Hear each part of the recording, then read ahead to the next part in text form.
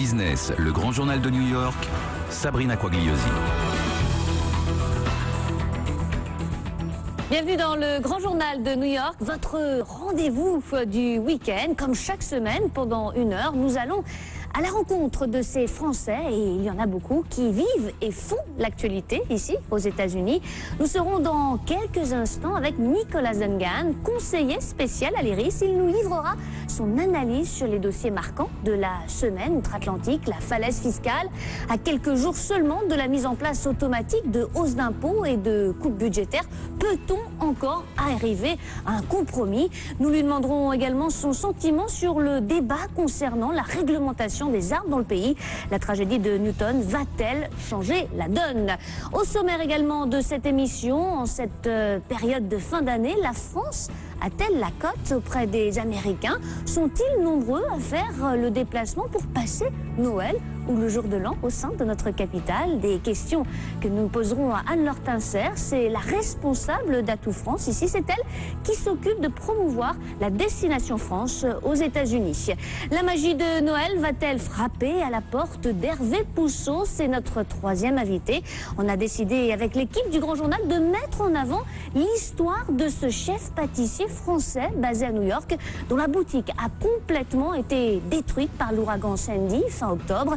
Une mobilisation a été organisée la semaine dernière par les plus grands chefs pâtissiers français ici pour remettre sur pied l'enseigne. Un témoignage à ne pas manquer dans 30 minutes. Enfin, notre rubrique Nouvelles technologies. On va faire le point cette semaine sur les tops et les flops de l'année.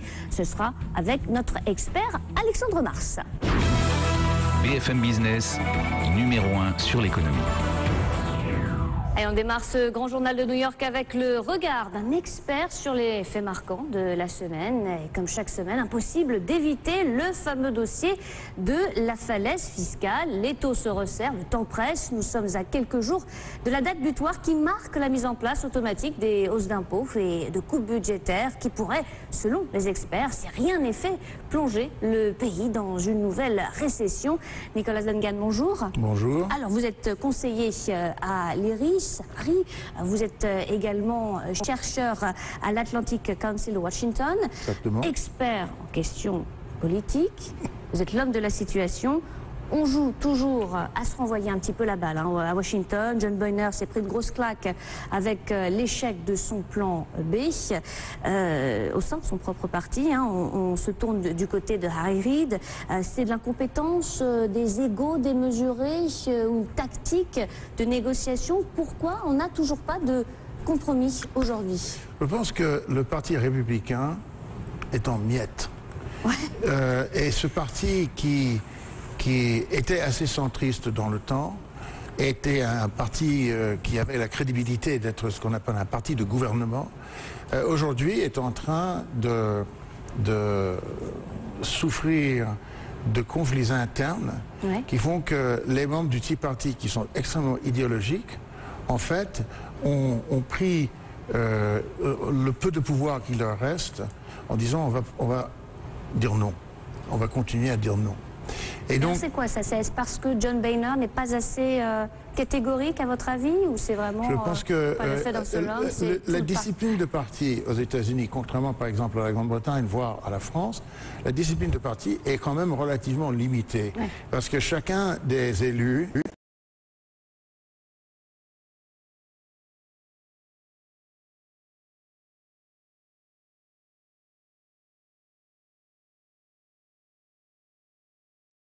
qui financent leur campagne dans leur district, dans leur circonscription. Donc en fait, ce à quoi on assiste aujourd'hui, c'est plutôt des effets financiers reflétant l'incertitude sur les marchés, etc. Mais ce qui est moins prévisible, et probablement, à mon avis, moins probable, ce sont des effets économiques véritables. C'est vrai que si vous avez des coupures dans les dépenses de l'État, eh bien, ce sont des dollars en moins qui rentrent dans le produit national brut. Ouais. C'est tout. Mais est-ce qu'il va y avoir un effet d'enchaînement, à partir de là, un effet psychologique désastreux qui plongera, comme on dit, les États-Unis dans une nouvelle récession? Douteux. Deuxièmement, Vous n'êtes pas d'accord avec ce scénario? je ne pense pas parce que, de toute façon, je pense que l'économie réelle est assez indépendante. Bien sûr, quelqu'un qui a un contrat avec le gouvernement qui est annulé en souffrira.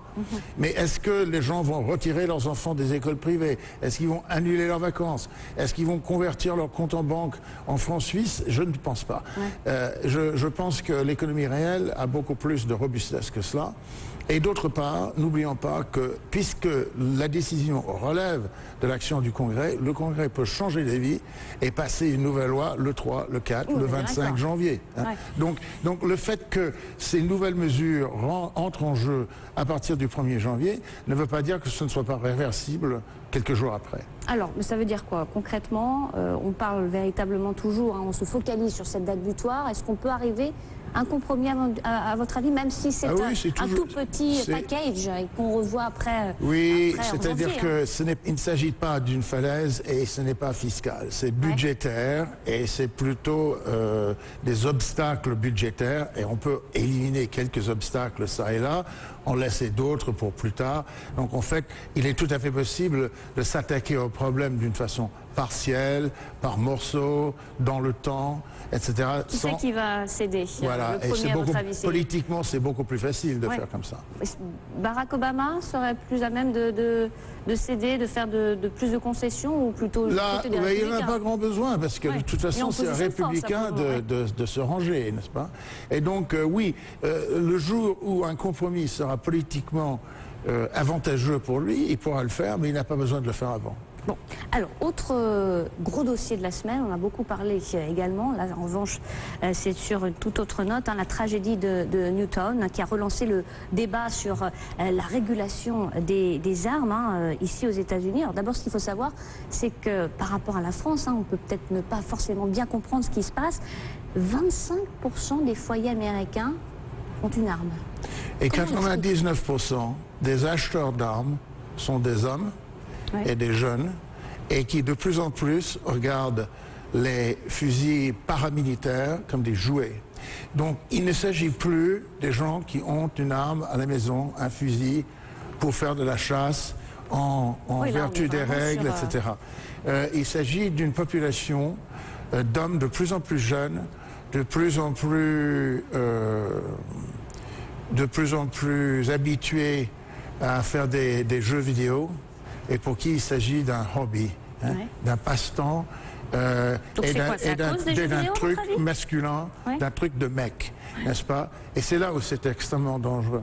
Alors il faut savoir que ce problème, politiquement, est beaucoup plus épineux que la falaise fiscale, car le second amendement à la Constitution prévoit la possibilité de porter des armes et aussi faire des modifications à la Constitution aux États-Unis requiert une majorité des votes des législatures des États, n'est-ce pas? Donc ce n'est pas comme en France où on met le Sénat et l'Assemblée nationale ensemble en congrès et on a besoin d'un vote de 60%. Ici c'est beaucoup plus compliqué comme d'habitude et beaucoup plus long. Ce qu'on peut dire, c'est que deux conclusions qu'on peut en tirer. Pourquoi est-ce que cet événement a tellement frappé? Oui, justement, parce que si on regarde un petit peu ce qui s'est passé, on en a eu un il n'y a pas très longtemps, on a essayé... Je crois qu'il y a deux raisons. Il y a deux raisons. La première raison, c'est que tous les facteurs sont réunis.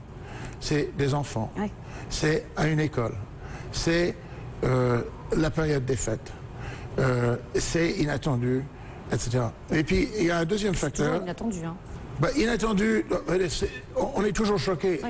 Le public est toujours choqué, même s'il ne devrait pas l'être. Mais il y a un autre aspect, c'est que ça s'est passé en Nouvelle-Angleterre. Pour les Américains, où qu'ils soient, la Nouvelle-Angleterre, c'est les origines de la République, c'est la guerre de l'indépendance, c'est la Constitution, la Déclaration d'indépendance, les pèlerins, les pères fondateurs. Il y a quelque chose de profondément ancré dans la psychologie américaine concernant cette partie du pays.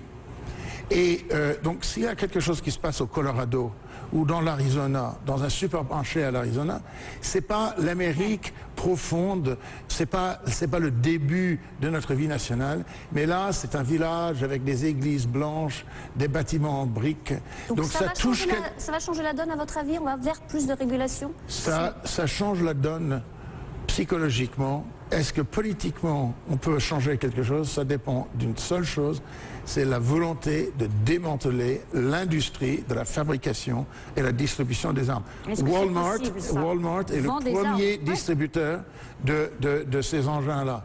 Et Smith & Wesson, qui est le fabricant, a été détenu par un fonds d'investissement, l'un des fonds d'investissement connus pour être assez dur, disons, d'une façon extrêmement polie, qui aujourd'hui a dit qu'ils vont vendre la société et dans laquelle ils avaient un investissement entre guillemets financier. Financier voulant dire, oui, ils auraient pu fabriquer des nappes, hein, mais au lieu de faire ça, ils ont fabriqué des fusils, mais pour nous c'était un investissement financier. Il va être très difficile de changer les choses.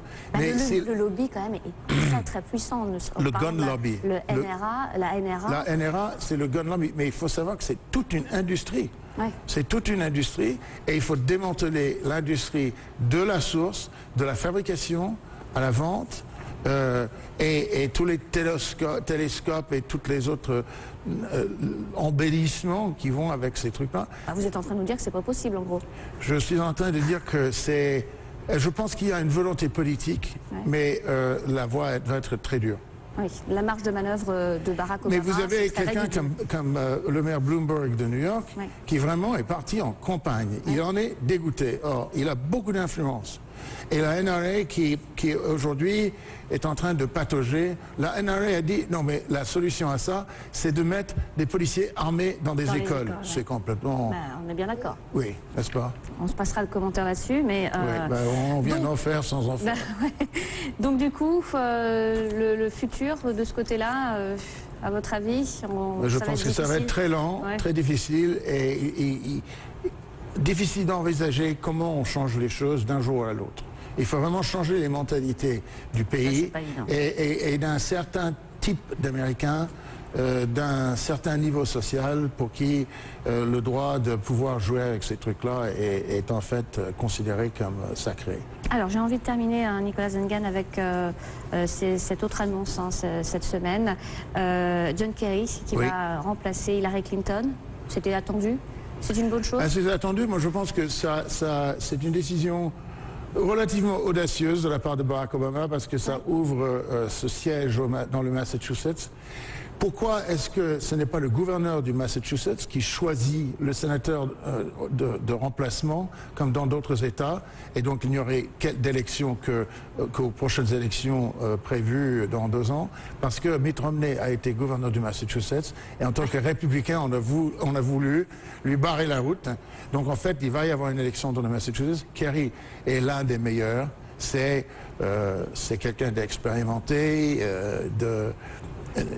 à la fois du côté du Sénat, il a été candidat à la présidence. Hillary Clinton est ancienne Young Leader de la Fondation franco-américaine. John Kerry parle le français. Donc, elle est bien connue des Français, c'est très bien. N'est-ce pas? N'est-ce pas? Il y a de la continuité au département d'État et les Français peuvent s'en réjouir. Eh ben, on terminera là-dessus. Merci beaucoup, Nicolas Zengan, d'avoir été avec nous.